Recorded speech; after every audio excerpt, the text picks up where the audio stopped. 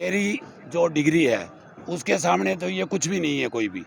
मेरे पास सिर्फ एक है कि हमारे पास पैसा नहीं है। किसानों का विरोध करने वाला इसमें कोई भी नहीं है, क्योंकि हम किसान के बेटे हैं, हमारे को किसान के बारे में पता है और इनको किसान के बारे में किसी को भी पता नहीं है। एक किले में गेहूं का बीज कितना पड़ता है तो मैं इनको मान जाऊंगा ये किसान है ही नहीं। सिर्फ किसानों के लिए ये ढिंढोरा पीट रहे हैं।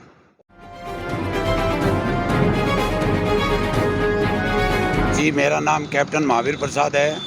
32 साल फौज में नौकरी करी है। गांव हिसार में बाडोपट्टी गांव में है। पहले चौटाला से जाकर के वहाँ रह रहे हैं। हमारे 6 भाई फौज में हैं पहले, और पिताजी भी वहीं से, तो वहाँ जाके रहने लगे। आपने ऐलनाबाद विधानसभा से अपना नामांकन किया है। आपको ऐलनाबाद के मुद्दों के बारे में या कोई और विकास के बारे में क्या सोच कर ऐलनाबाद के बारे में मैं इसलिए आया हूँ कि यहाँ की जनता को पागल बना के 5-5 बार इलेक्शन जीत के कोई विकास के नाम की कोई चीज़ नहीं है। जहाँ जा कर के देखो पीने के पानी की तंगी है, जहाँ देखो सड़कें टूटी पड़ी है, और गरीब तबके में जा कर के किसी का राशन कार्ड, किसी का कुछ, और यहाँ तक कि एजुकेशन भी ठीक नहीं है।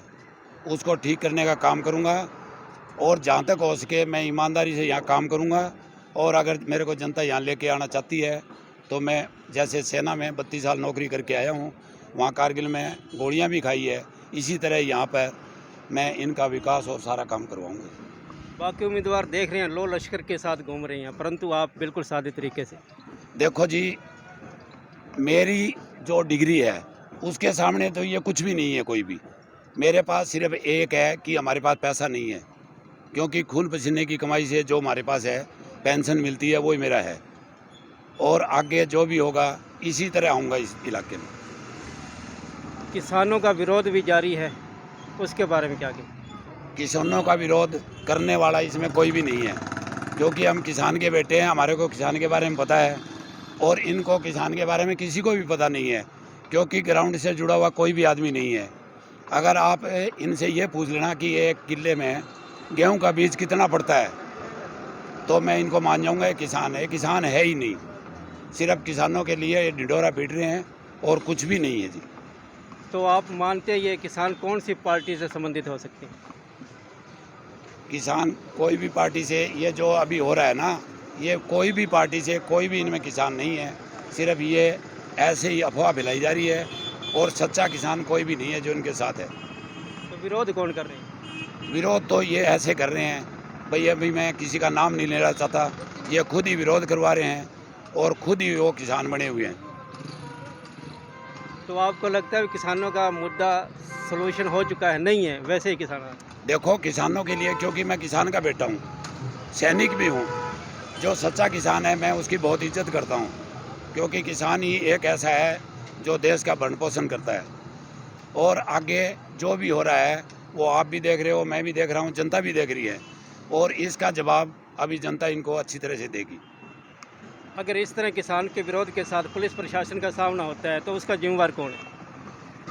जी, इसके लिए तो सरकार ही जिम्मेवार है, और कौन जिम्मेवार होगा, क्योंकि बड़े बड़े किसानों को बेवकूफ़ बना करके ये विरोध कराया जा रहा है।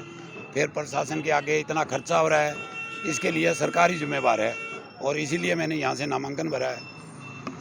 आप आम लोगों को क्या संदेशा देना चाहेंगे, किस तरह वो वोटिंग करें और किस तरह ना करें?